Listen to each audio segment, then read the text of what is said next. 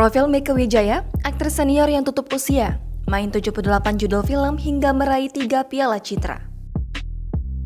Aktris senior Mieke Wijaya meninggal dunia pada Selasa 3 Mei 2022 malam. Mieke Wijaya menghembuskan nafas terakhirnya pada Selasa pukul 19.30 waktu Indonesia Barat di usia 82 tahun. Kabar ini disampaikan oleh Sinas Nia Zulkarnain.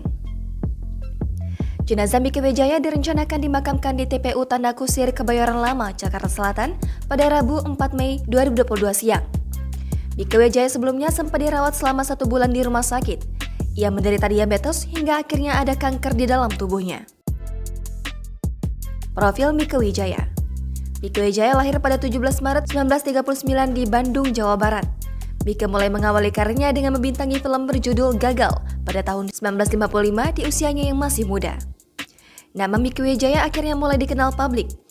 Ia kemudian membintangi berbagai judul film seperti Jorak Dunia tahun 1955, Pilihlah Aku 1956, Tiga Darah 1956, hingga Asmara Darah 1958. Hingga tahun 2008, Mieke Wijaya tetap berkarya di dunia perfilman dengan membintangi film Ayat-Ayat Cinta. Mulai tahun 2000-an, Mieke berfokus membintangi berbagai sinetron, mulai dari Kemilau Cinta Kamila yang berlanjut dari tahun 2010 hingga 2011. Dia juga mendapatkan peran di sinetron Ayah Mengapa Aku Berbeda, Catatan Hati Seorang Istri, hingga Supir dan Majikan. Perannya di film Gadis Kerudung Putih mengantarkan Mieke Wijaya meraih penghargaan pemeran utama wanita terbaik dalam Festival Film Indonesia tahun 1967. Pada tahun 1975, dia kembali mendapatkan Piala Citra untuk pemeran pendukung wanita terbaik melalui film Ranjang Pengantin. Tahun 1981, dia meraih Piala Citra untuk pemeran utama wanita terbaik lewat film Kembang Semusim.